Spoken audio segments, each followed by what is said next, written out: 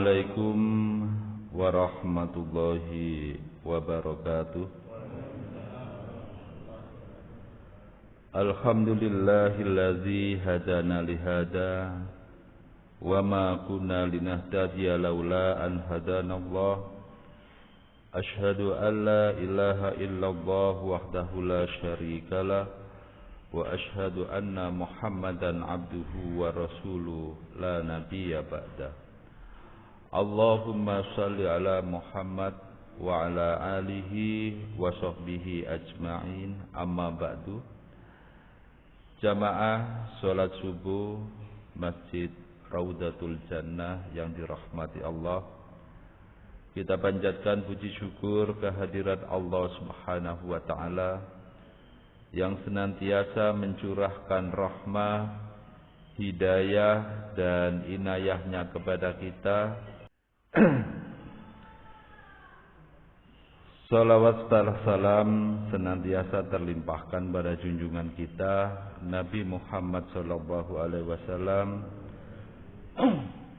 yang telah mengantarkan kita ke jalan kebenaran hidup, yakni dinul Islam, yang kebenarannya dapat dibuktikan sejak dulu, sekarang maupun di masa mendatang. Jamaah sekalian, kalau kita membaca surat At-Taubah ayat 30, Allah mengajari kita dengan penjelasannya yang berbunyi a'udzubillahi minasyaitonirrajim. Wa qalatil yahudu Uzairun ibnullah wa qalatin nasaral masihub ibnullah dzalika qauluhum bi afwahihim yudahi'una qawlal ladzina kafaru min qabl qatalahumullahu anna yufakun. Ya, surat At-Taubah ayat 30.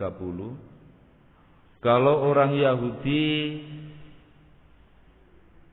berkata atau punya keyakinan, tapi tidak seluruh Yahudi, ini ada di kalangan Yahudi punya keyakinan bahwa Nabi Uzair atau Nabi Ezra adalah putra Allah. Dan orang Kristen berkeyakinan bahwa Al-Masih putra Maryam itu adalah putra Allah. Nah, dibantah oleh Allah, dzalika qauluhum bi afwahihim. Itulah ucapan mereka dengan mulut mereka. Ya, memakai kalimat hiperbola. Ya, seperti kita mengatakan ya turun ke bawah, naik ke atas. Kalau sudah naik itu jelas ke atas, bukan naik ke bawah, enggak ada. Ya, saya sering menggoda namanya itu Pak Nono, dia sopir. Kalau saya di Malaka, dia yang nyupiri. Dia mesti ngomong naik ke atas, turun ke bawah. Nah, ini juga begitu, ada kalimat ya qauluhum bi afwahihim, ucapan mereka dengan mulut mereka.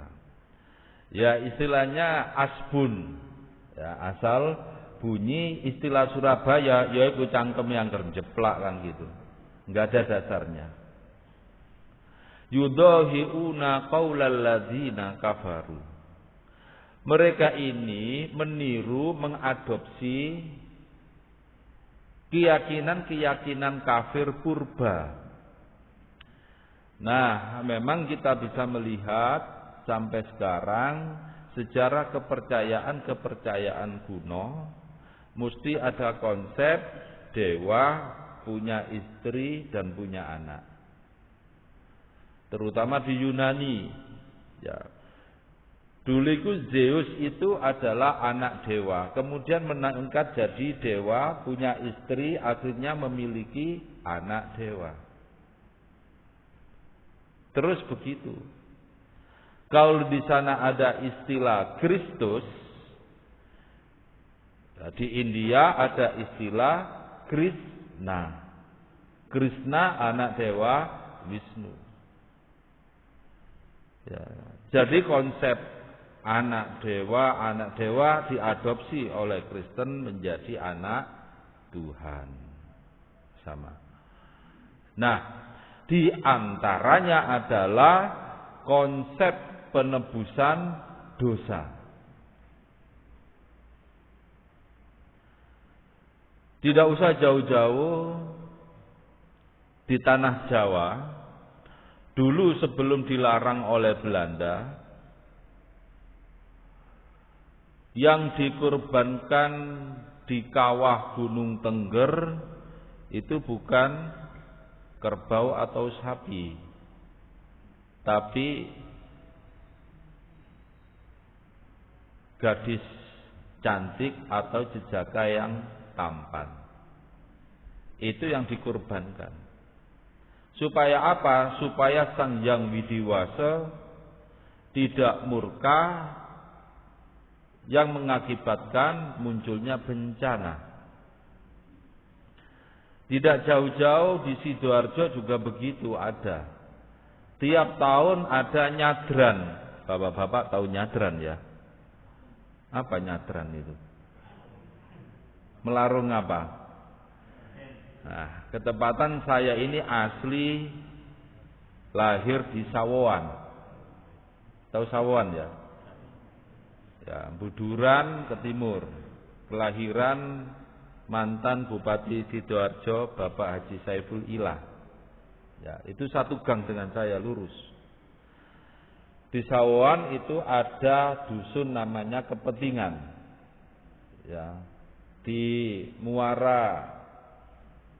Ya, muara antara Selat Madura dengan Sungai Karanggayam yang ketemu di Sidoarjo itu.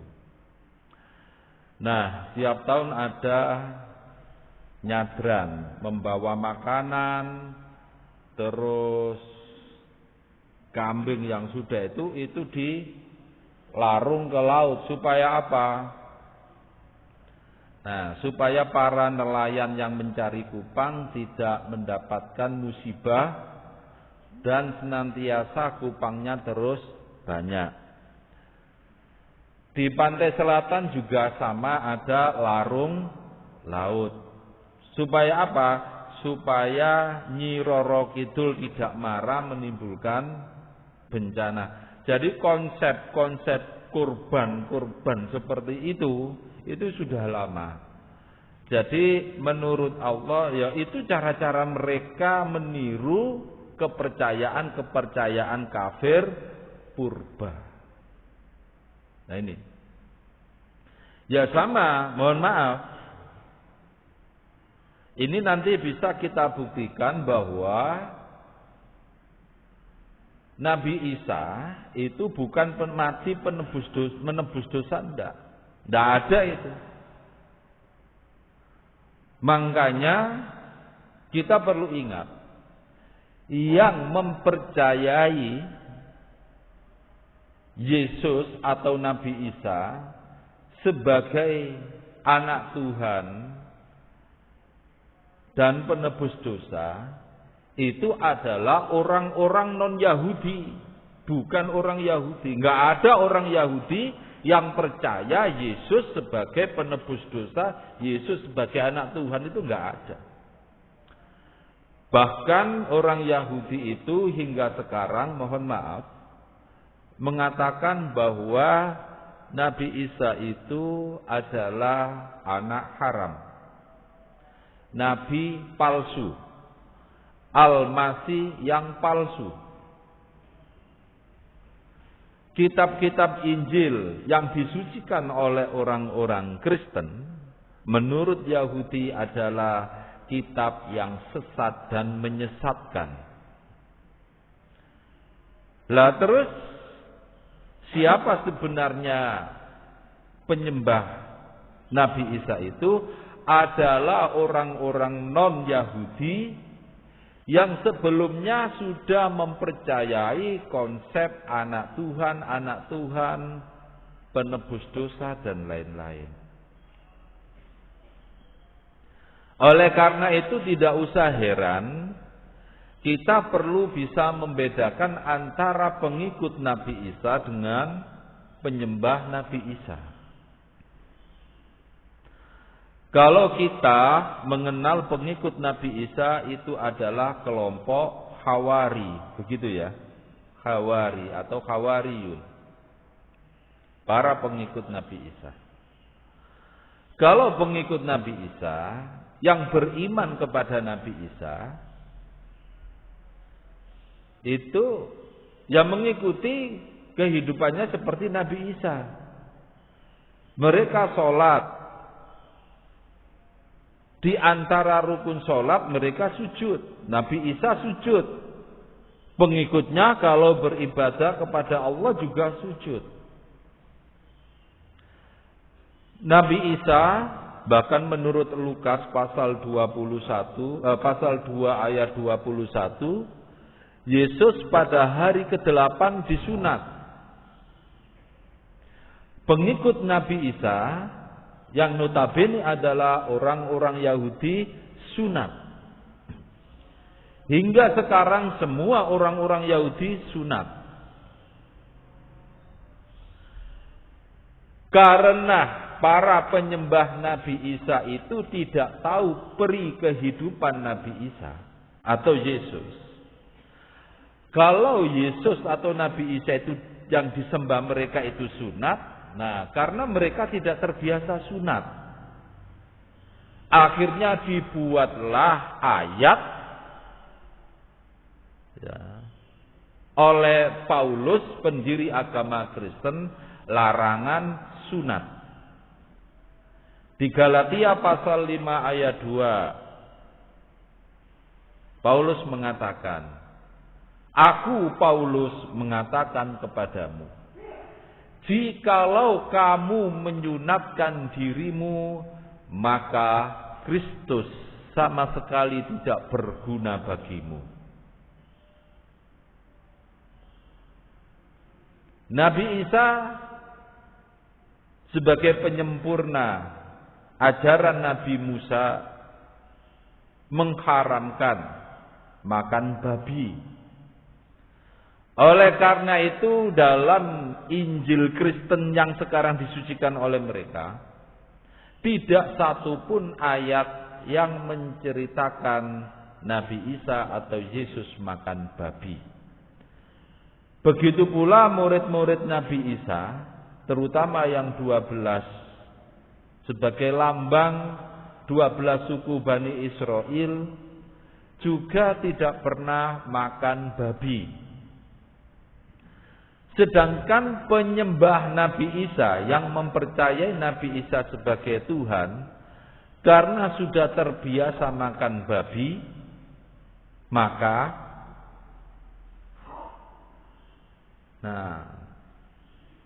yang disembah mengharamkan babi, terus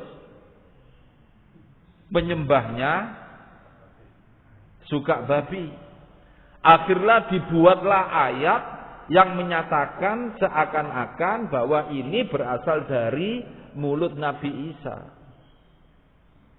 Ayat yang menghalalkan segala makanan termasuk babi. Oh nggih, matur nuwun.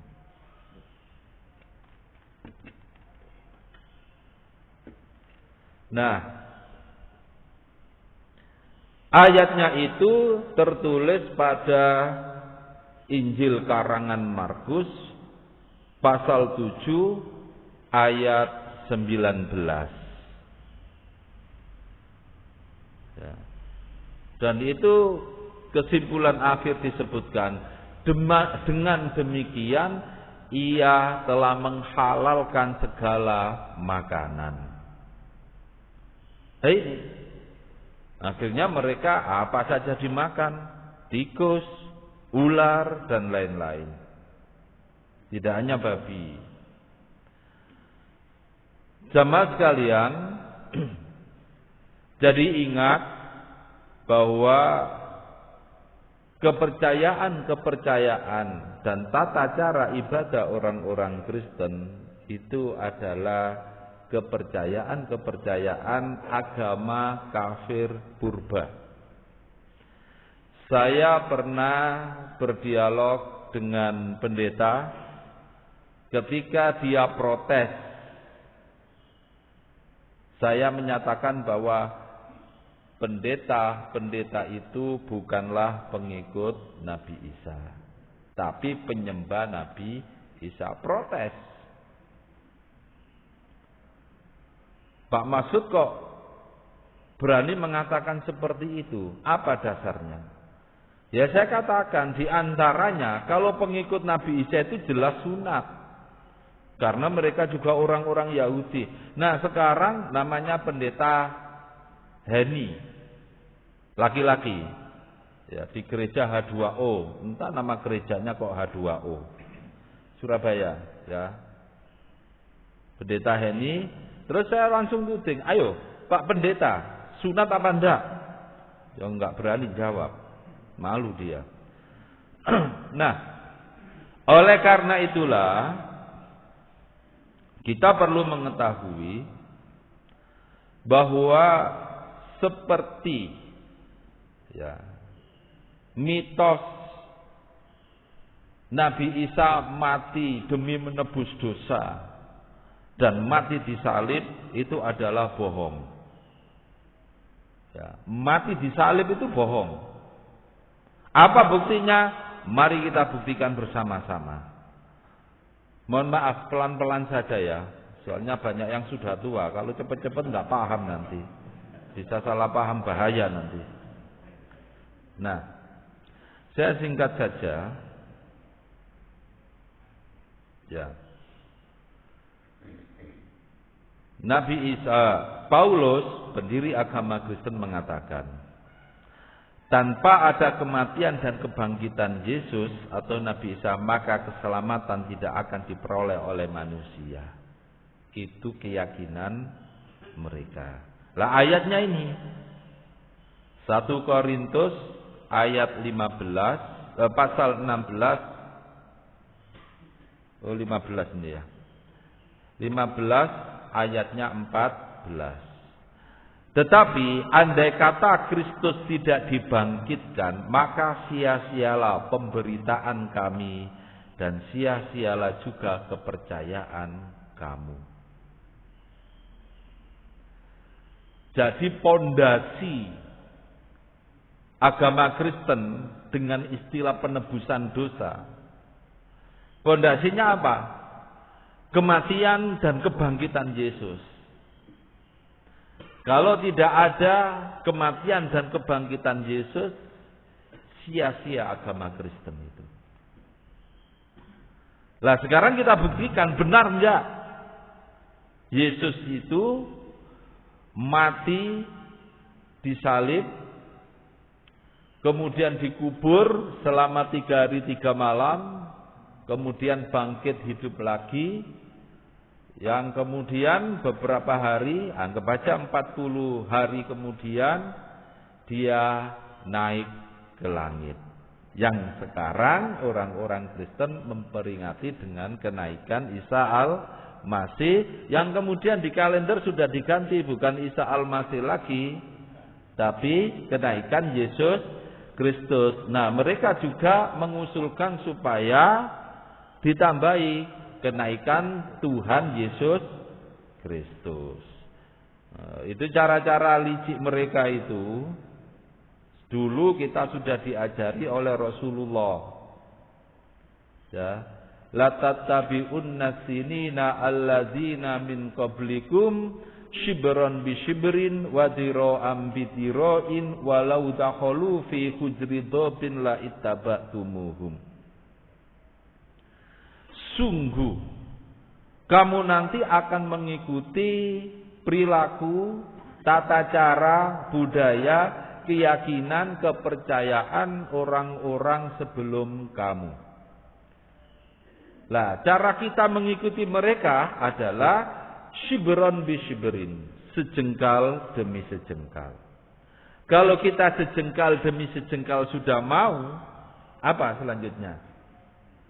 Wadiro'an bidiro'in, sehasta demi sehasta atau selangkah demi selangkah. Kalau selangkah demi selangkah kita sudah mau, menurut mereka, ternyata orang Islam itu gampang dibodohi, gampang dikadali.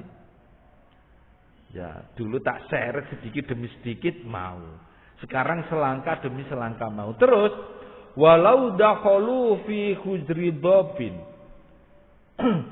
Meskipun mereka-mereka itu masuk ke lubang biawak, la ittaba'tumuhum, niscaya kamu akan mengikuti mereka.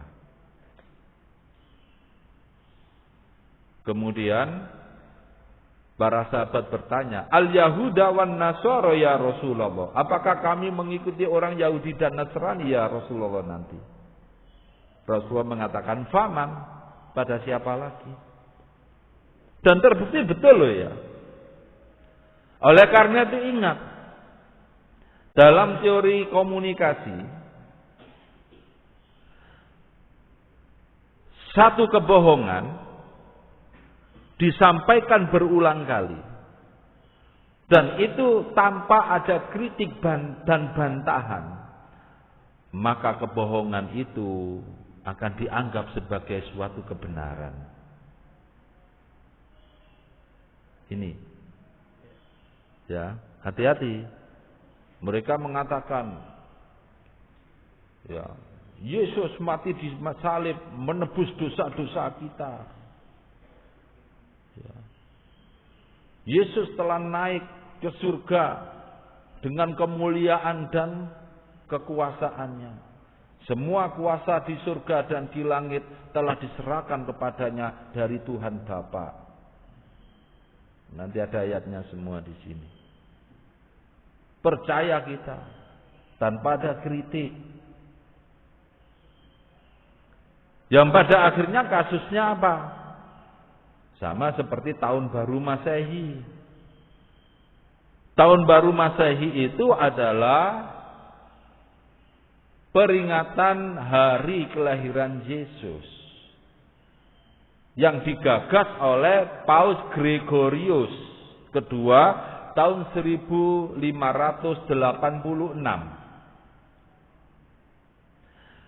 Akhirnya kita ikut-ikutan merayakan tahun baru Masehi. Bahkan sampai masuk masjid. Ya, dalam rangka memperingati atau menyambut tahun baru Masehi, kita menyelenggarakan muhasabah akhirus sana, renungan akhir tahun. Mohon maaf, bahkan di masjid besar di Surabaya, saat itu waktu saya yang ngisi pengajian ba'da maghrib, itu ada pengumuman sebelum pengajian. Jadi sehabis sholat sunnah ba'diyah maghrib,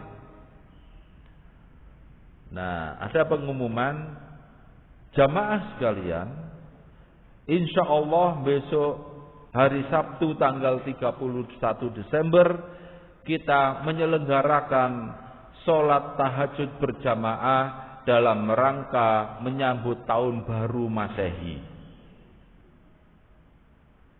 Ya sudah, blunder seperti itu akhirnya. Dan kemudian kita menyebutnya, ya, kalender Masehi itu adalah kalender umum. Tahun baru Masehi itu adalah tahun baru umum yang bisa diselenggarakan oleh semua bangsa. Dan kita ikut-ikutan. Nah, sekarang kemudian setelah 1 Masehi ya, 1 Januari Yang Natal 25 Desember kita malah disuruh ikut-ikutan mengucapkan selamat Natal. Ya terus terang 25 Desember disebut kelahiran Yesus itu bohong. Biarin didengar orang Kristen, tak apa-apa. Saya yang tanggung jawab. Tahun 1994, sudah berapa tahun?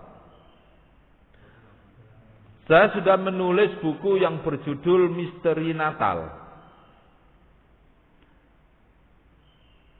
Dan kemudian sekarang di Indonesia bisa dilihat di YouTube, banyak pendeta-pendeta kemudian mengakui tanggal 25 Desember bukan kelahiran Yesus atau Nabi Isa, tapi kelahiran anak dewa matahari yang bernama Mitra.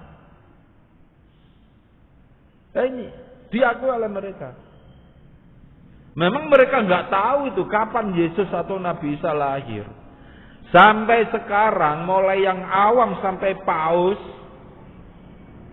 tidak ada yang tahu tahun, bulan, hari kelahiran Yesus. Nggak ada yang tahu. Oleh karena itu Paus Benediktus yang kemudian diganti oleh Paus Fransiskus sekarang dalam bukunya Jesus de Nazareth, itu yang berbahasa Jerman, yang berbahasa Inggris Jesus of Nazareth, itu mengatakan ya, saat launchingnya itu penetapan Yesus lahir tahun 1 Masehi itu dinyatakan oleh Denis Le Petit atau Denis de Small.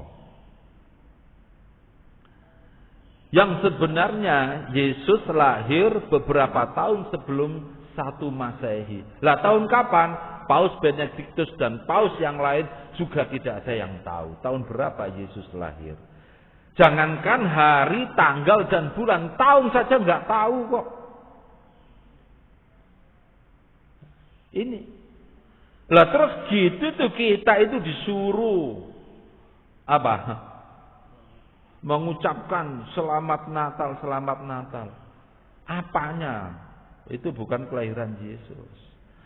Dan buku saya yang Misteri Natal ini sudah diresensi oleh majalah Kristen, namanya ESO, Engkau Selamat oleh Kristus. Singkatannya ya, ESO. Dan diakui 25 Desember bukan kelahiran Yesus, tetapi ada kesimpulan sedikit penutupnya itu. Apa? Meskipun Yesus tidak lahir tanggal 25 Desember, yang penting kita mengetahui bahwa Yesus telah lahir ke dunia. Siapa yang nggak tahu, kita juga mengakui. Lah jadi sini kebohongan demi kebohongan disampaikan kepada kita, termasuk kematian dan kenaikan Yesus. Itu bohong. Ayo sekarang kita buktikan. Yang pertama, ya, ini Al-Quran. Tulisannya berubah ini ya. Tidak apa-apa.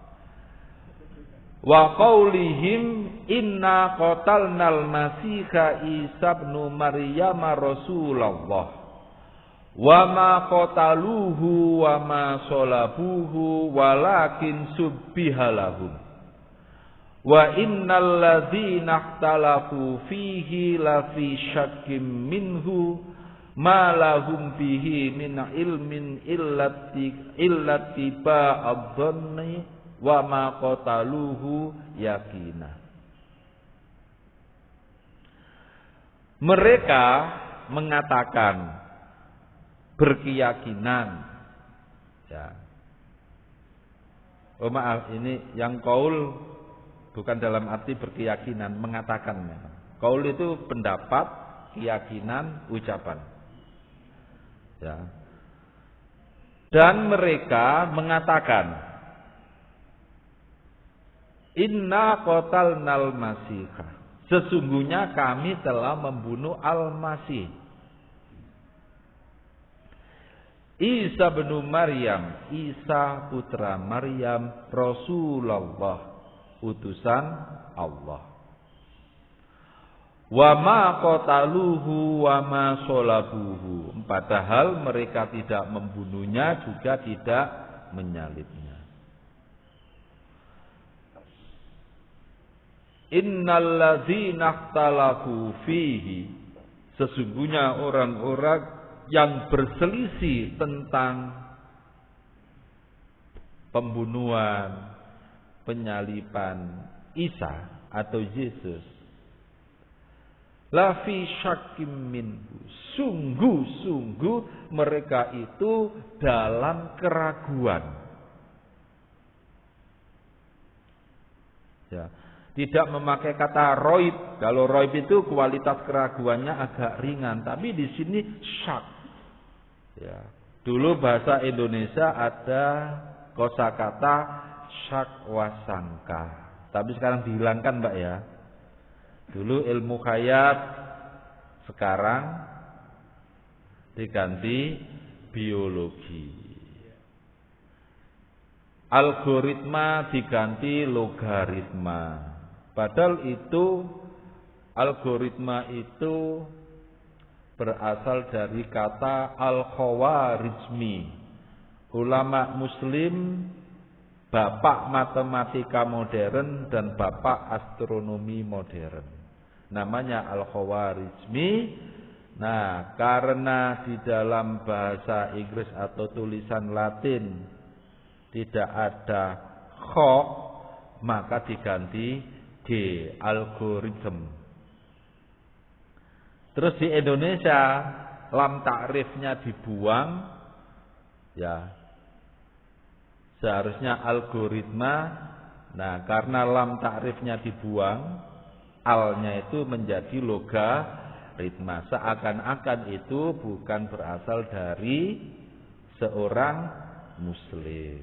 Nah, kita kan lebih suka ngomong logaritma sekarang daripada algoritma, apalagi al-Khawarizmi. Nah, syakwasangka juga begitu, sama. Ya, di sini disebutkan betul-betul dalam keraguan yang berat. Ya, mereka itu ragu, apa benar ini? Yang aku bunuh itu adalah Isa. Nah, ma lahum bihi min ilmi. Bagi mereka itu tidak memiliki argumen, tidak memiliki dasar, tidak memiliki pengetahuan tentang Isa. Loh, apa betul itu para penangkap dan penyalibnya tidak tahu Nabi Isa? Kita buktikan nanti. Tidak dengan Al-Quran, tapi dengan ayat-ayat kitab suci Kristen sendiri. Itu terbukti. Kalau Al-Quran jelas membantah. Mereka nggak punya dasar, nggak punya pengetahuan, ya, tentang Nabi Isa itu. Ini bukan orang Kristennya yang itu ya, tapi penangkapnya, penyalibnya, nggak tahu Nabi Isa, nggak punya pengetahuan tentang Nabi Isa itu. Apalagi kemudian orang Kristen yang berkeyakinan bahwa Yesus disalib mati untuk menebus dosa manusia sedunia, tambah bohong itu. Kita buktikan. Nah,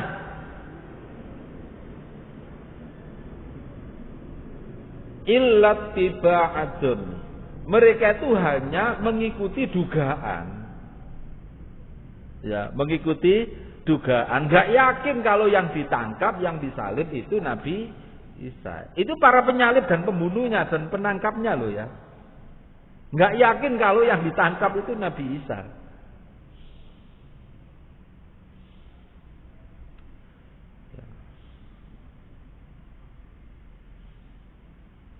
Nah, apa betul para penangkapnya itu tidak yakin bahwa yang ditangkap, yang disalib mati di salib itu sebenarnya bukan Nabi Isa. Ini buktinya. Oh maaf, sebentar. Mengapa Nabi Isa itu ditangkap dan dibunuh? Ya, pokoknya orang Yahudi, imam-imam Yahudi mau membunuh dia. Mengapa? Kita perlu tahu di ayat surat An-Nisa ini, ya, ayat 157 itu ada identitas Nabi Isa yang lengkap. Inna qatalnal masihah. Sesungguhnya kami telah membunuh Al-Masih. Apa itu Al-Masih? Ini yang perlu kita mengetahui. Maaf, ini saya singkat aja ya. Apa pengertian Al-Masih? Nah, sebenarnya ini sudah banyak ya penjelasan dari para ulama tafsir Al-Quran. Banyak. Nah ini ya, mulai dari kitab tafsir yang yang babon istilahnya ya, dari mulai Tobari sampai Al-Baghawi, Ibnu Katsir, sampai yang ada di Indonesia Profesor Quraish Shihab dan Profesor Hasbi As-Siddiqi, ya pakar tafsir Al-Quran dari Indonesia. Ini udah saya masukkan sini. Ini filenya nanti bisa saya sharekan ya. Jadi nggak usah ditulis, nggak apa-apa. Ya, silakan disebar sebanyak-banyaknya. Pokoknya jangan diubah. Kalau diubah saya nggak tanggung jawab. Ya. Silakan disebar sebanyak-banyaknya. Singkatnya, kalau menurut ulama-ulama tafsir Al-Quran, pengertian Al-Masih itu adalah yang pertama, dinyatakan para ulama tafsir berbeda pendapat tentang pengertian Al-Masih. Ya, satu, berbeda pendapat. Loh kok beda? Oh, namanya penafsiran, kan itu. Jadi kita jangan fanatik. Menurut kitab tafsir ini pengertian. Oh, namanya pendapat itu bisa salah, bisa benar. Makanya ulama-ulama tafsir dengan tawaduknya mengatakan para ulama berbeda pendapat. Tidak menyatakan menurut saya yang benar, enggak. Karena kita perlu mengelaborasi pengetahuan seluas-luasnya. Nah, di antaranya pengertiannya adalah berasal dari kata masaha. Karena masaha itu artinya bahasa Indonesianya adalah mengusap, menghapus atau menapaki. Nah, dengan demikian muncullah beberapa penjelasan. Pengertian Al-Masih itu adalah pada waktu dia baru lahir keluar dari rahim ibunya, ia diolesi, diurapi, dilumuri dengan minyak suci. Ya. Kalau minyak sucinya orang Jawa apa, Pak? Bukan, biasanya dipakai untuk jimat dulu, dipakai nulis jimat. Minyak misik ya.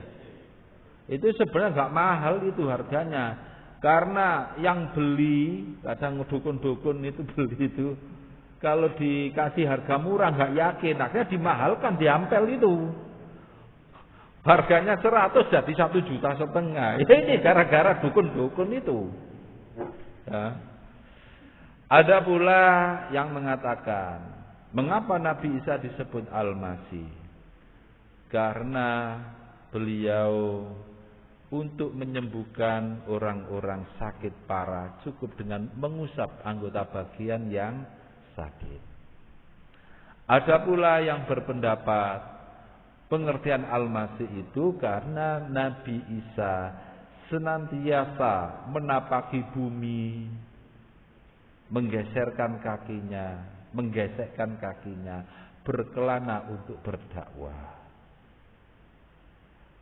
Macam-macam pengertiannya. Nah, itu menurut ulama-ulama tafsir Al-Quran. Adapun menurut sejarawan-sejarawan Yahudi sendiri, karena konsep Al-Masih bahasa Arab, bahasa Ibraninya Hamasyah, bahasa Aram, bahasa yang dipakai sehari-hari oleh Nabi Isa, Mesiho. Nah, pakar Yahudi diantaranya adalah Max Eidemon dalam bukunya Jews, God and History. Ya, saya singkat aja, saya ringkas nanti karena banyak. Kemudian Edward Gibbon dalam bukunya The Decline and the Fall of Roman Empire. Kemudian Michael Bacon, Richard Leigh, dan Henry Lincoln dalam bukunya The Messianic Legacy. Nah,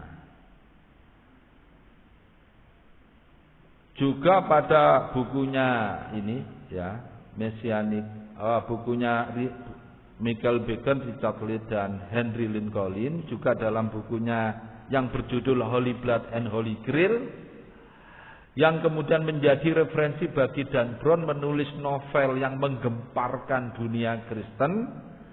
Nah, judul novelnya The Da Vinci Code, yang geger itu kan, ya, mengungkap bahwa Nabi Isa itu punya istri dan punya keturunan. Keturunannya di mana? Keturunannya ada di Perancis Selatan. Jadi nggak usah heran kenapa kemudian di Perancis banyak muncul orientalis yang luar biasa pengetahuannya tentang Islam. Ada kitab yang judulnya Tafsilul Ayatil Quran.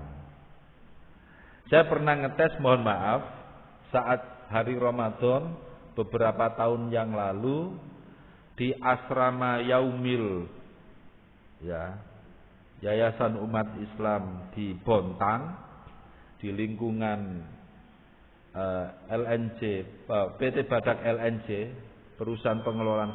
Oh, sudah selesai ini. Maaf, ini masih pengantar loh ya, pelan-pelan saja ini. Nah, ketepatan di perpustakaan Yaumil itu ustadz-ustadz yang berceramah yang didatangkan dari daerah-daerah luar, terutama yang level nasional, itu kalau Ramadan diundang oleh PT Badak LNJ untuk ceramah Ramadan keliling seluruh kota Badak, kota Bontang, itu kan kumpul usai ceramah Ramadan itu. Terus saya iseng-iseng, sebenarnya saya sudah beberapa kali saya itu, kok baru kali itu lihat buku Tafsilul Ayatil Quran. Saya ambil, saya tunjukkan ke ustadz-ustadz di situ. Kemudian saya tanya, kitab ini tulisan ulama Muslim atau orientalis yang bukan Islam?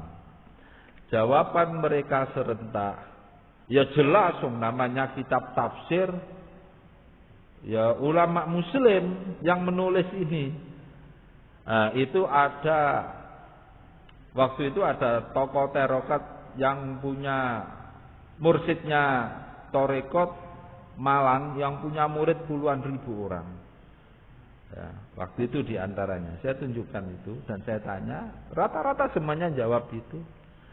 Dengan tersenyum saya menjawab, penulisnya ini adalah orientalis non-muslim.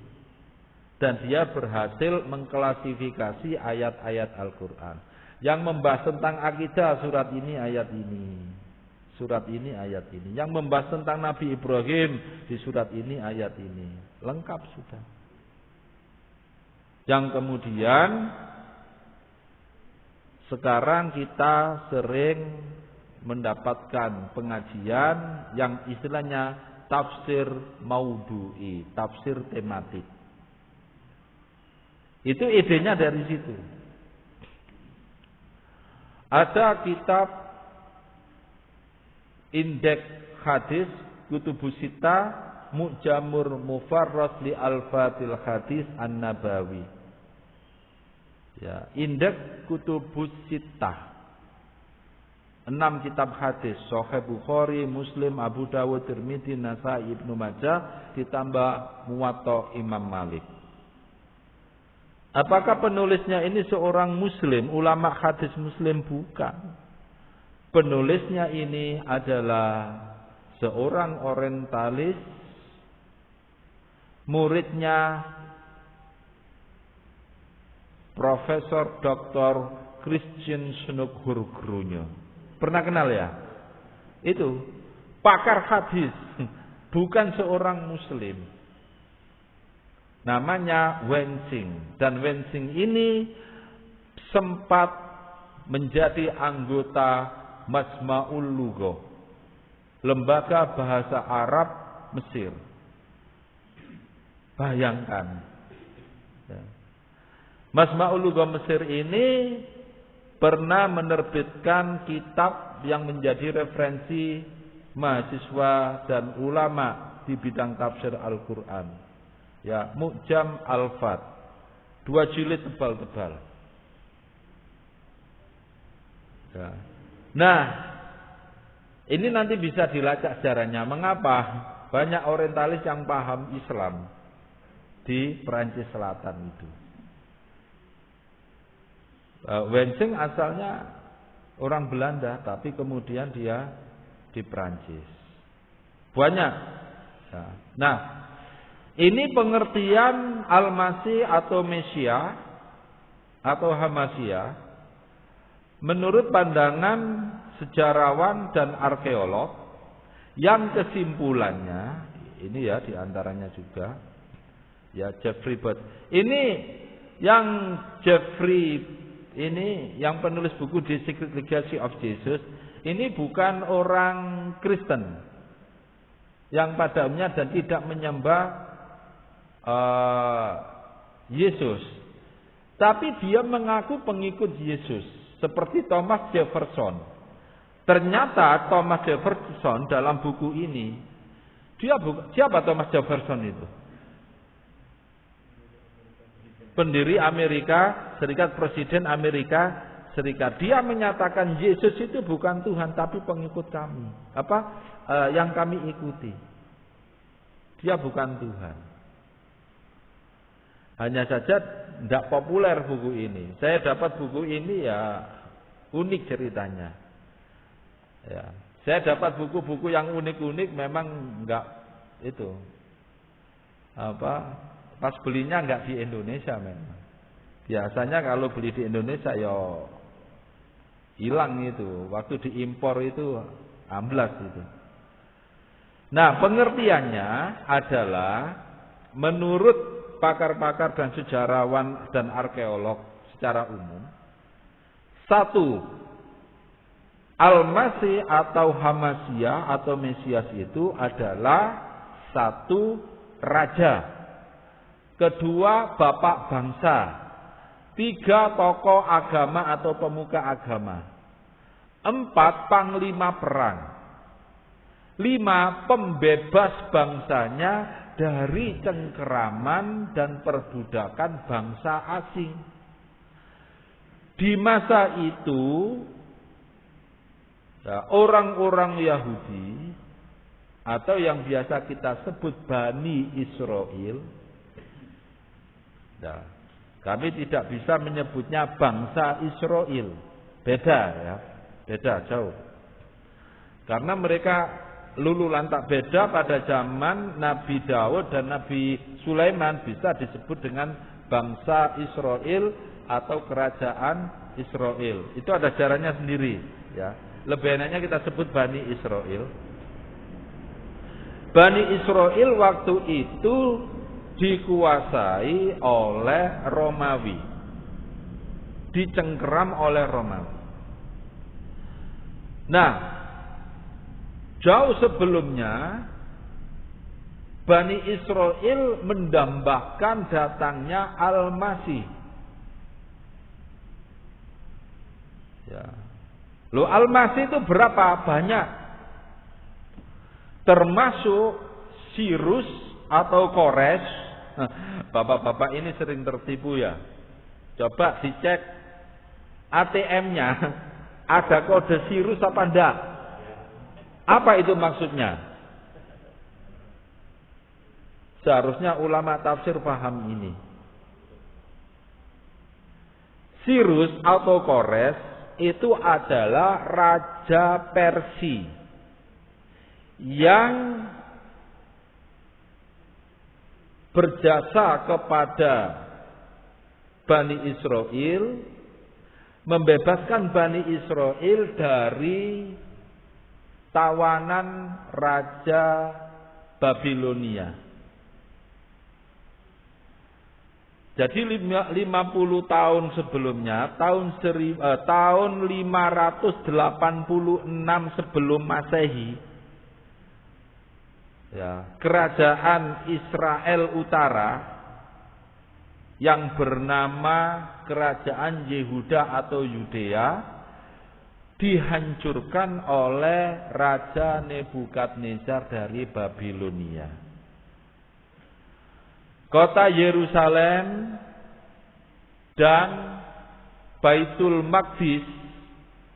Baitul Maqdis dulu tempatnya ya tetap di Baitul Maqdis yang sekarang, yaitu di komplek Masjid Al-Aqsa. Itu dihancurkan oleh tentara Nebukadnezar. Orang-orang Bani Israel yang masih hidup ditawan ke penjara Babel selama 50 tahun lebih. Lah, yang membebaskan orang-orang Bani Israel dari penjara Babel sebagai tawanan di penjara Babel ini adalah Raja Persia bernama Kores atau Sirus. Ya.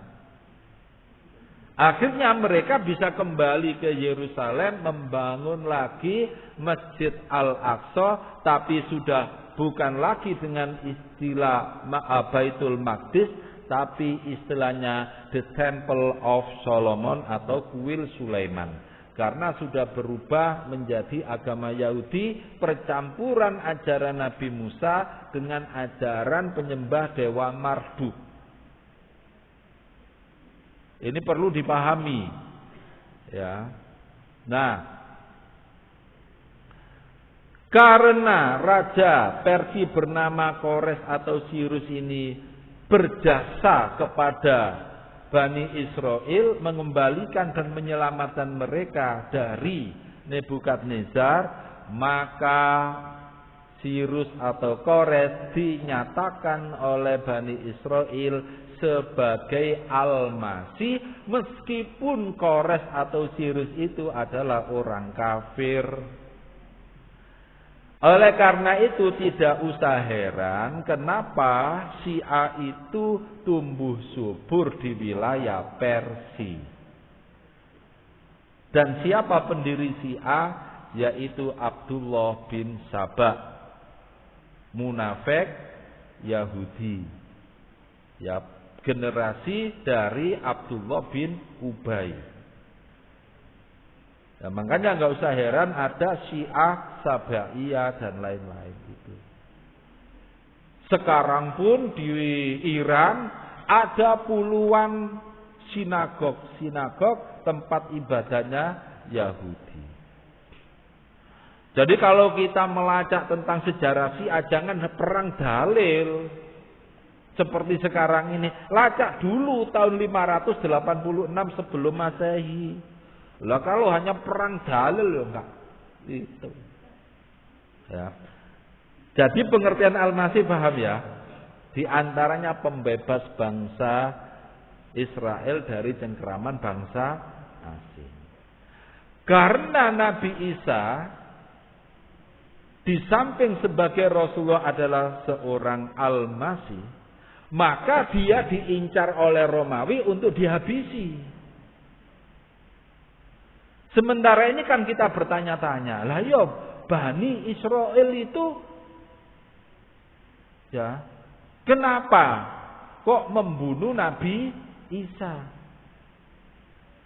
Kan bertanya begitu kan. Jadi bukan hanya yang berperan bukan hanya orang-orang atau imam-imam Yahudi, tapi juga Romawi berperan. Makanya di Al-Quran disebutkan Al-Masih lebih dulu, bukan Isa ibnu Maryam Masihal Rasulullah enggak. Tapi Al-Masih dulu.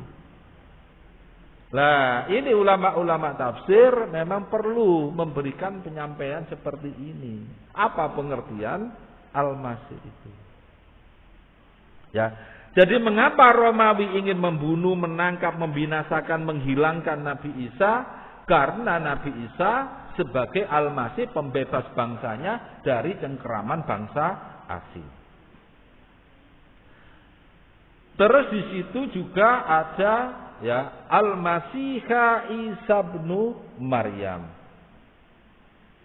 Pokoknya lengkap kan? Al-Masih Isa putra Maryam utusan Allah.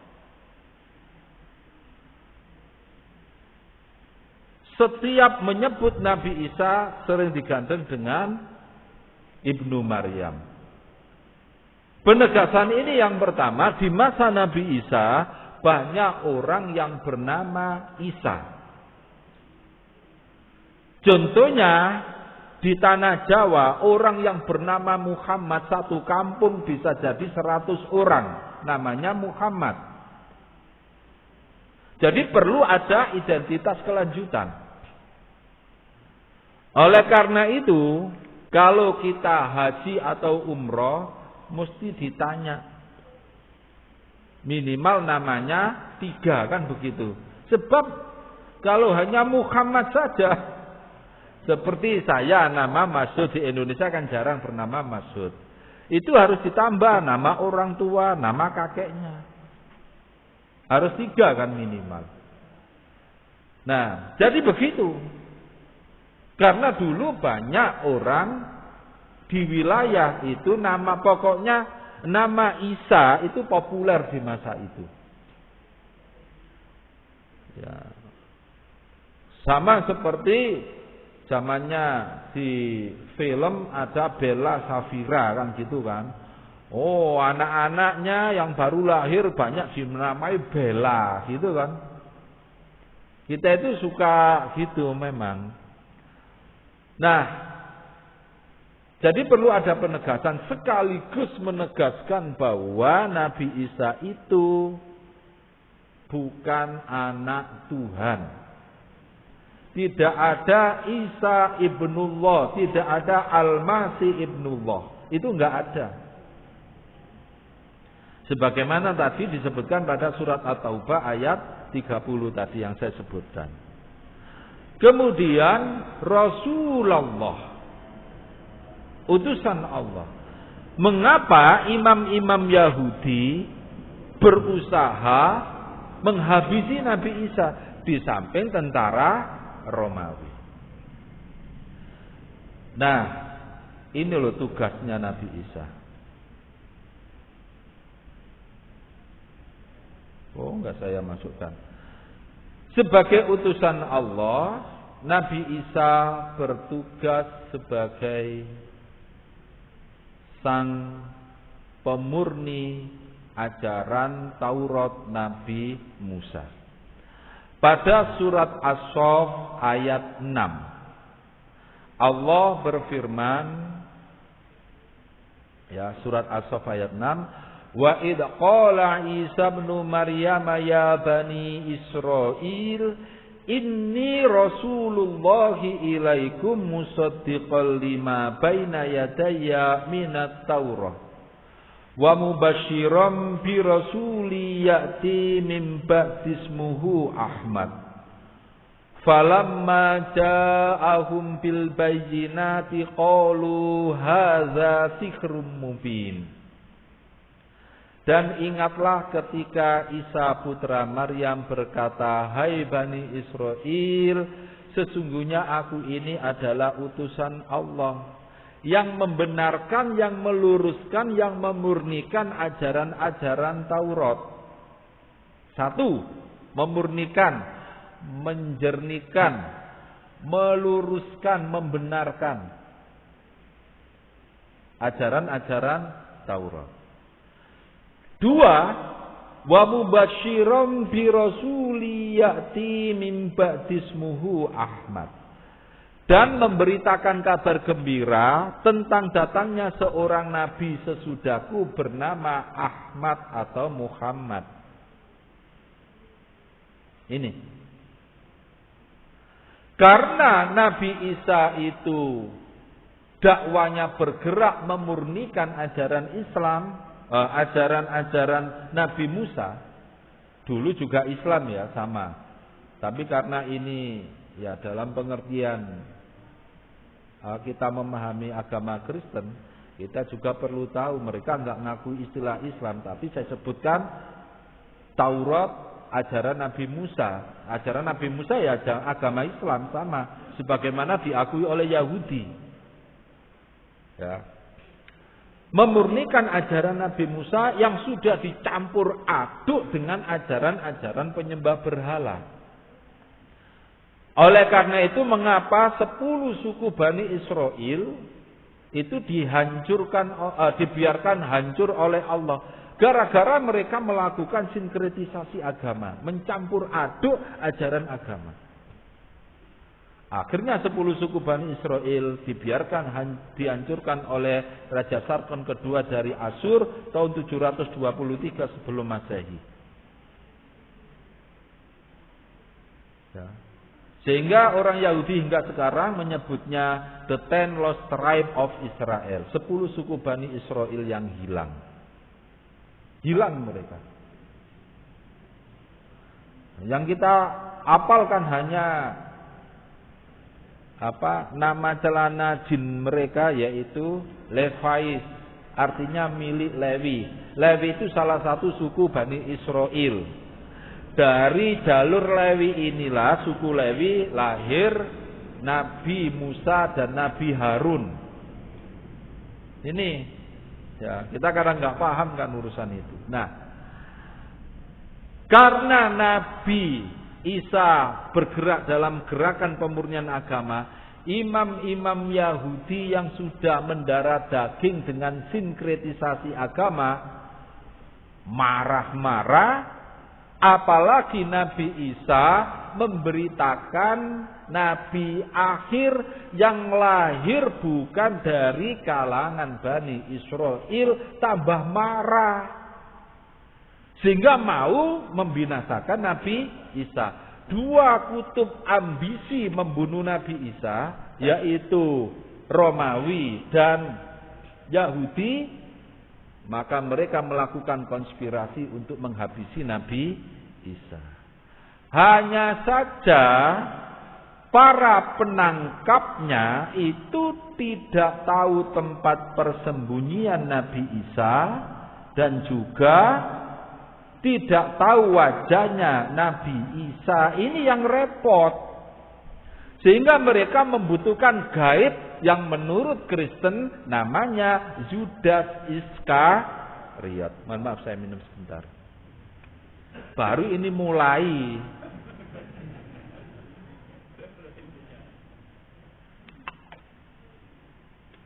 Nah,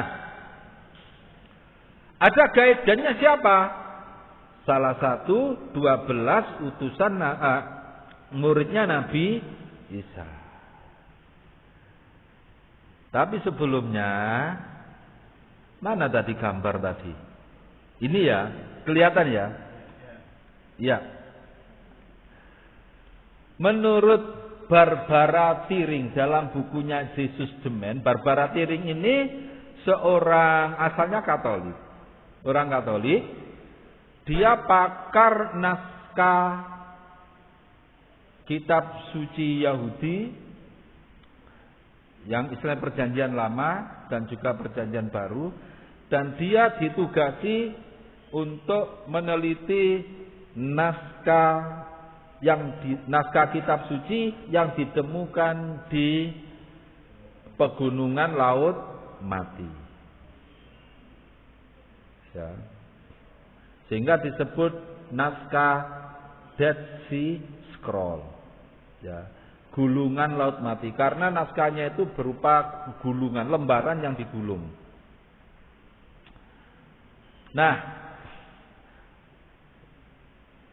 kalau Yudas Iskariot, yang katanya Judas yang pengkhianat, sudah lepas dari lingkaran Nabi Isa, kan 12 tokoh, ya, murid Nabi Isa kan 12 orang. Lah kalau satu lepas, Judas berarti tinggal 11. Nah ini perjamuan terakhir, perjamuan malam terakhir sebelum ditangkap. Ini Yesus. Setelah Yesus, kanan kirinya ada berapa orang? Ini ada berapa? 1, 2, 3. Ada berapa itu? Ada 12 ya semuanya. Iya. 1, 2, 3, 4, 5, 6. Ini 1, 2, 3, 4, 5, 6. Loh kok 12? Kan seharusnya 11. Ini yang melukis adalah Leonardo da Vinci. Lah, tadi ada buku novel judulnya The Da Vinci Code. Ya, kode dari Leonardo da Vinci. Ya ini gambar ini. Siapa ini? Orang yang di samping Yesus ini. Wajahnya ini wajah wanita apa wajah laki-laki? Nah, terus lihat tangannya. Lihat pakaiannya. Berpasangan enggak dengan Yesus? Ini sebenarnya Leonardo da Vinci itu membuat kode ini bukan orang biasa, ini orang istimewa. Siapa? Ini adalah Maria Magdalena, istrinya Yesus. Dan ini acara resepsi pernikahan Yesus dengan Maria Magdalena. Lah ini orang-orang Kristen ini loh, di toko-tokonya jual gambar ini, dipajang di ruang tamunya. Tapi kok nggak paham. Ini malam sebelum penangkapan. Ya, ini Jumat malam. Nah, terus para penangkapnya itu nih. Ya. Ngomong-ngomong dengan Yudas. Lah kalau sudah kamu tunjukkan tempat persembunyian Yesus, saya kan gak kenal wajahnya Yesus seperti apa, kan gitu. Nah, di Matius dan Markus katanya Yudas mengatakan, pokoknya nanti orang yang aku cium yaitu Yesus, tangkaplah dia. Kan begitu bunyi ayatnya kan? Orang yang aku cium yaitu Yesus, tangkap dia. Jelas kan sudah. Berarti para penangkapnya nggak tahu wajahnya Nabi Isa. Bukan cerita di luar Kristen, tapi cerita yang masuk dalam kitab suci Kristen. Ya ini satu, ya, 2 ayat ya. Di Injil karangan Matius pasal 26 ayat 28 dan di Injil karangan Markus pasal 14 ayat 44. Jelas sudah satu ya. Yang kedua. Nah ini. Ya. Kalau ini ada penegasan, "Hai Yudas," ya kata Yesus kepada Yudas, "Hai Yudas, engkau menyerahkan anak manusia yaitu Yesus dengan ciuman." Katanya gitu toh. Kodenya cium. Coba dilihat Yohanes ini. Para penangkapnya sudah berada di Bukit Getsemani, tempat persembunyian Nabi Isa dengan teman-temannya. Nah, ternyata apa? Cerita dalam Injil karangan Yohanes pasal 18 ayat 4 sampai 5. Coba kita perhatikan. Maka Yesus ini ditulis Yesus. Ya. Katanya ini Yesus. Ya. Yang tahu semua yang akan menimpa dirinya maju ke depan. Jadi ini orang lain sebenarnya yang dianggap Yesus. Maju ke depan menemui para penangkapnya. Lah terus katanya ini Yesus bertanya, katanya orang yang mengaku Yesus bertanya kepada para penangkapnya. Karena penangkapnya tola-tole mau nangkap siapa. Karena nggak tahu kan. Nah, yang mengaku Yesus ini bertanya, "Siapakah yang kamu cari?" Loh, kan lucu loh. Apa jawabannya? Jawaban mereka yang menangkap bukan mengatakan, "Aku mau menangkap kamu, kamu jangan bergerak." Tapi jawabannya apa? Dengan ragu-ragu mengatakan, "Yesus dari Nazaret." Karena nama Yesus itu banyak. Tadi kan saya sebutkan. Yang mau ditangkap siapa? Yesus dari Nazaret. Lah kalau seandainya mereka itu tahu Yesus di hadapan mereka, kan langsung disergap. Karena nggak tahu, yaitu jawabannya. Tola-tole ditanya, mau cari siapa? Yesus dari Nazaret. Loh, kan kelihatan sekali. Dan ini tidak disebutkan bahwa Yudas memberi ciuman.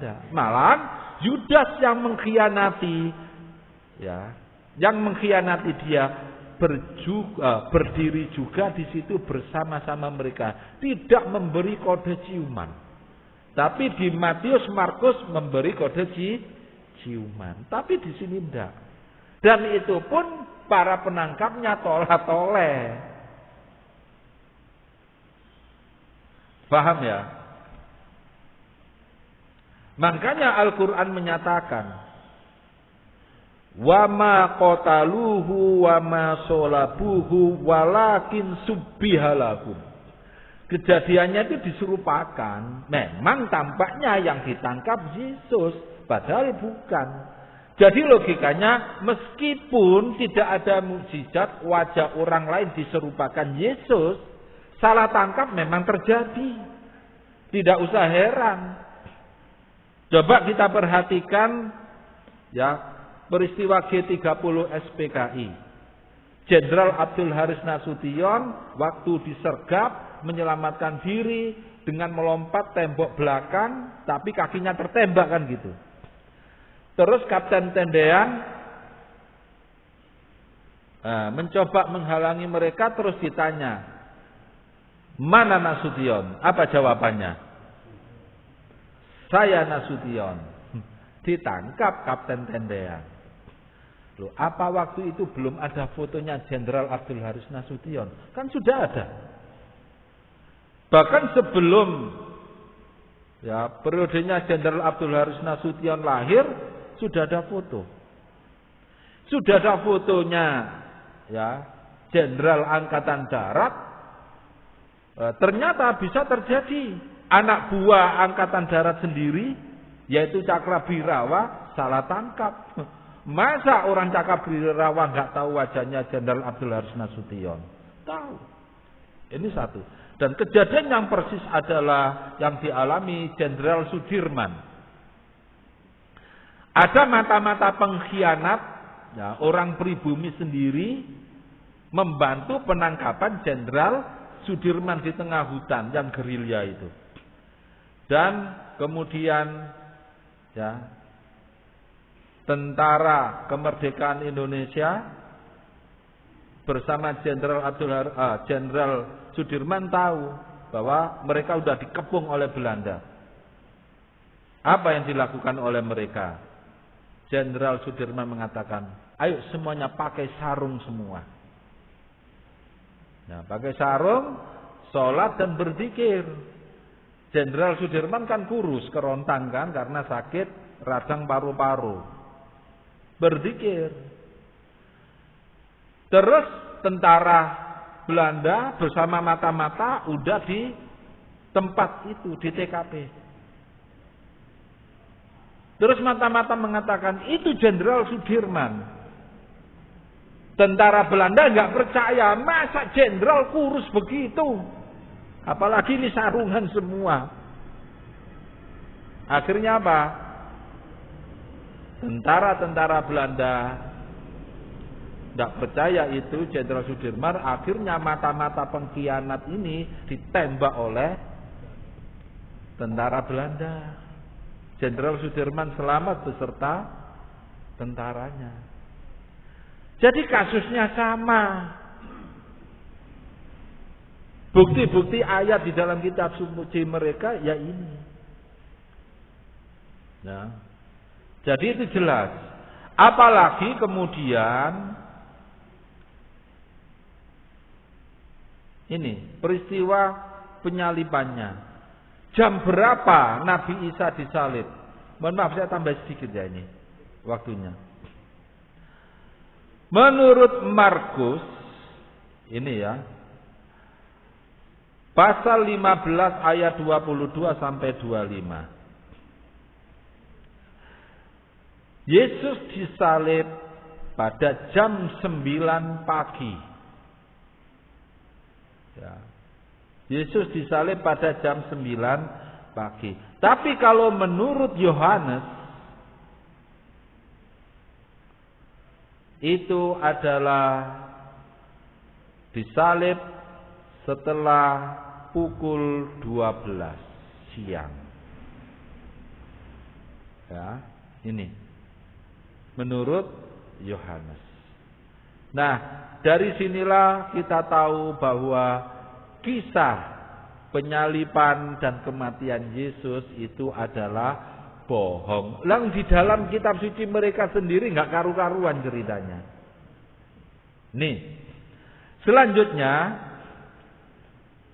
perbedaan tulisan juga begitu sama. Ya, nah, coba lihat. Kalau di Matius pasal 27 ayat 37 katanya waktu disalib ada tulisan. Yang pertama menurut Matius, inilah Yesus Raja orang Yahudi. Kemudian kalau menurut Markus hanya disebutkan Raja orang Yahudi. Kemudian Lukas, inilah Raja orang Yahudi. Nah, terus menurut Yohanes, Yesus orang Nazaret, Raja orang Yahudi. Loh, terus mana yang benar? Katanya pendeta-pendeta, semuanya benar, ditulis dalam 4 bahasa. Bahasa Aram, bahasa Yunani, bahasa Latin, dan bahasa Ibrani. Loh, padahal Injil karangan Matius, Markus, Lukas, Yohanes semuanya ditulis dalam bahasa Yunani. Mustahil masing-masing menyebut dengan bahasa yang berbeda. Ini. Jadi pokoknya bohong semua itu, bisa kita itu ya. Nah, ini kan tadi. Yang pertama di Markus, inilah Yesus, Raja Yahudi. Katanya yang tertulis di salib itu ya. Menurut Markus, Raja orang Yahudi. Terus menurut Lukas, inilah Raja orang Yahudi. Menurut Yohanes, Yesus orang Nazaret, Raja orang Yahudi. Malah lebih lengkap. Nah, ya, tuh. Terus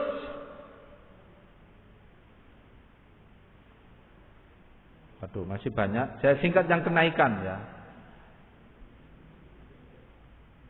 Tidak kenaikan dulu, tapi dikubur 3 hari 3 malam. Kan gitu. Bener enggak? Dikubur 3 hari 3 malam. Katanya sudah ada ramalan. Yesus dikubur 3 hari 3 malam. Mana ayatnya? Loh, ini banyak. Di Matius pasal 12 ayat 38 sampai 40. Katanya Yesus mengatakan, sama seperti Yunus. Nabi Yunus berada di perut ikan selama 3 hari 3 malam. Begitu pula anak manusia akan berada di perut bumi selama 3 hari 3 malam. Sekarang kita buktikan, Yesus ditangkap malam Jumat. Jumat sore resepsi pernikahan dengan siapa tadi? Maria Magdalena. Perjamuan akhir kan. Malamnya ditangkap. Malam Jumat ya. Malam Jumat ditangkap. Malam Jumat ditangkap. Terus sampai pagi diadili. Nah, para sejarawan dan arkeolog mempertanyakan, apa betul model pengadilan Romawi seperti itu? Malam hari ditangkap, pagi diadili. Mustahil. Di dalam proses pengadilan Romawi masa itu tidak begitu. Diproses dulu, proses verbal istilahnya, ada acara pidana sudah ada dulu. Kok ini malam ditangkap, pagi diadili? Mustahil. Satu, udah salah sudah. Ya, dari sisi sejarah. Yang kedua adalah katanya tadi yang benar mana? Disalib pukul 9 atau disalib pukul 12. Jam 3 sore Yesus teriak-teriak, Eli Eli lama sabachthani. Ya. Tuhanku, Tuhanku, mengapa engkau meninggalkan aku? Kemudian mati jam 3. Logikanya apa betul orang disalib jam 12 atau jam 9? Menurut mereka kan jam 9 atau jam 12. Jam 3 sudah mati. Dari sisi medis bagaimana? Itu yang dipertanyakan. Mati dibiarkan tetap disalib menjelang, itu Jumat kan? Nah, dalam perhitungan hari Yahudi dengan Islam sama. Kalau masuk maghrib sudah terjadi pergantian hari. Kalau Jumat sore menjelang maghrib berarti menjelang masuk hari Sabtu. Sabtu Yahudi tidak boleh bekerja atau melakukan kegiatan. Maka jangan sampai maghrib belum mengubur mayat Yesus. Menjelang maghrib mayat Yesus diturunkan oleh Yusuf dari Arimatea, kemudian dikubur. Setelah dikubur, berarti dikubur menjelang masuk hari Sabtu atau hari Sabat atau sebelum maghrib di hari Jumat. Berarti sudah maghrib, anggap Sabtu sudah. Sabtu malam, Sabtu pagi, sampai Sabtu sore masuk hari Ahad. Ahad apa Minggu, Pak? Minggu itu berasal dari kata Domingos, bahasa Portugis, artinya hari kelahiran Tuhan kita. Ya, maka jangan sekali-kali menyebut hari Minggu, hari Ahad. Ya. Maghrib berarti masuk hari Ahad. Ya. Malam Ahad kan gitu dah, malam Ahad atau Ahad malam, Ahad pagi menjelang subuh, Maria Magdalena dan Maria ibu Yakobus atau ibu Yesus mendatangi kubur. Kuburnya sudah tidak ada jenazah Yesus. Kalau tadi disebut 3 hari 3 malam, sekarang berapa hari dan berapa malam?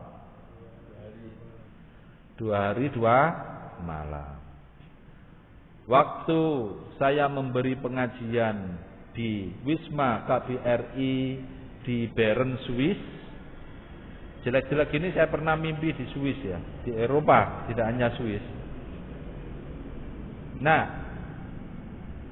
ada seorang pastor bernama Franz Dahler ikut pengajian saya. Franz Dahler dulu bertugas di Indonesia sejak tahun 1965.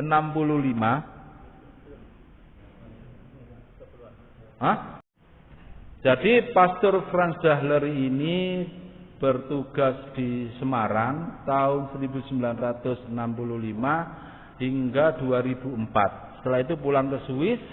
Di Indonesia nggak ketemu saya, malah di negaranya ketemu. Ikut pengajian saya. Saat itu karena dia ikut, saya pilih tema pengajiannya mengungkap kesalahan kitab suci Kristen.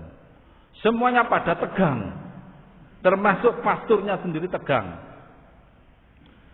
Akhirnya saya katakan tentang masalah Nabi Isa dikubur itu.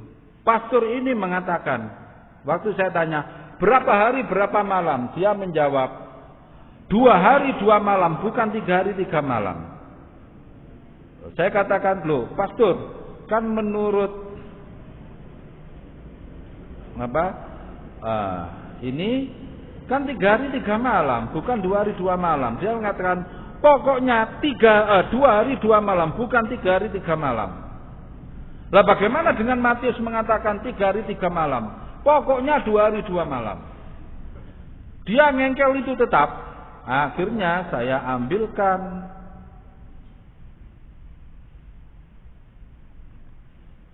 ini kitab suci Kristen yang dari Katolik. Di situ ada komentarnya dari Katolik bahwa Yesus berada di kubur 1,5 hari 2 malam. Saya bacakan ini dari Katolik, Lembaga Biblika Indonesia. Mengatakan 1,5 hari Yesus berada di kubur, bukan 2 hari 2 malam, juga bukan 3 hari 3 malam. Nah, setelah saya katakan gitu, akhirnya sang pastor mengatakan, saya tidak komentar lagi. Setelah dari Katolik menyebutkan 1,5 hari 2 malam. Kebohongan demi kebohongan terungkap. Nah, sekarang bagaimana tentang cerita kenaikan Nabi Isa? Itu tambah bohong lagi. Bohong. Saya katakan bohong. Yang pertama, itu terbukti ketika dialog Islam Kristen di SMA Muhammadiyah Sidoarjo. 3 pendeta, diantaranya Dr. Moses menyatakan, Markus pasal 16 ayat 8 sampai ayat 9 sampai ayat 20 itu adalah ayat tambahan, dan itu adalah cerita kebangkitan Yesus dan cerita kenaikan Yesus ke langit, duduk di sebelah Tuhan Bapa. Ayat itu bahkan semua pendeta mengakui itu. Ayatnya tambahan. Ya.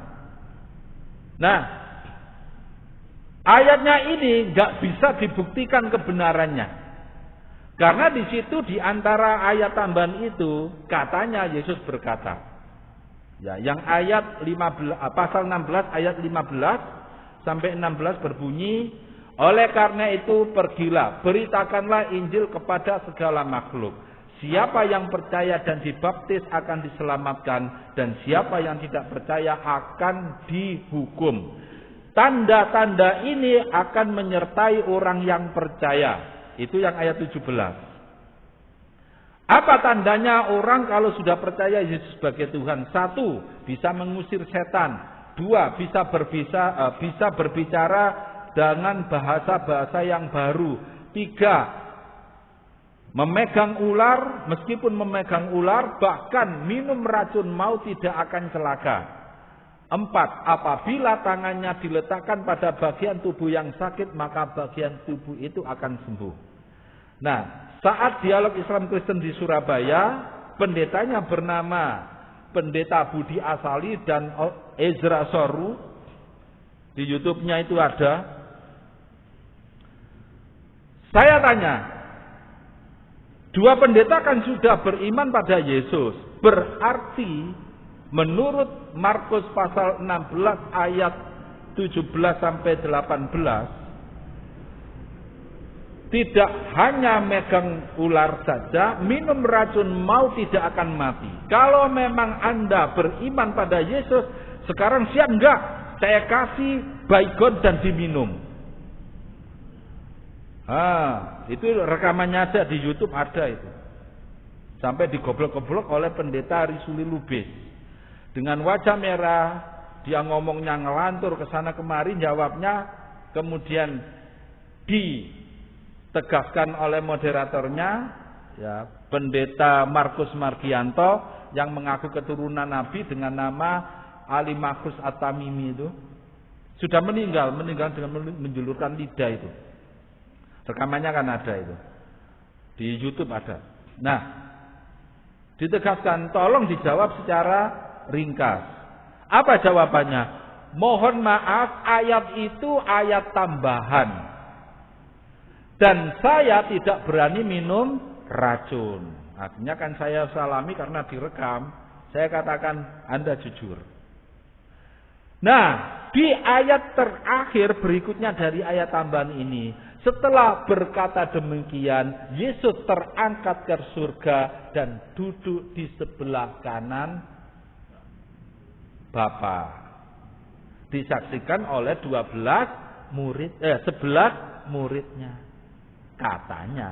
Lah terus siapa yang ngintip dikatakan duduk di sebelah kanan itu siapa?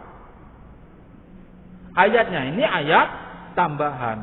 Nah, ternyata Paulus menyatakan dalam suratnya yang pertama kepada jemaat Korintus pasal 15, Paulus mengatakan yang menyaksikan Yesus naik ke langit itu 12 orang. Yang Markus 11, Paulus pada suratnya ke jemaat Korintus pertama 12 orang, mana yang benar? Ya, masih banyak kebohongan-kebohongannya. Mohon maaf kelebihan setengah jam. Ya, sementara itu nasrun minallahi wa fathun qarib. Wabillahi taufiq wal hidayah. Wassalamualaikum warahmatullahi wabarakatuh.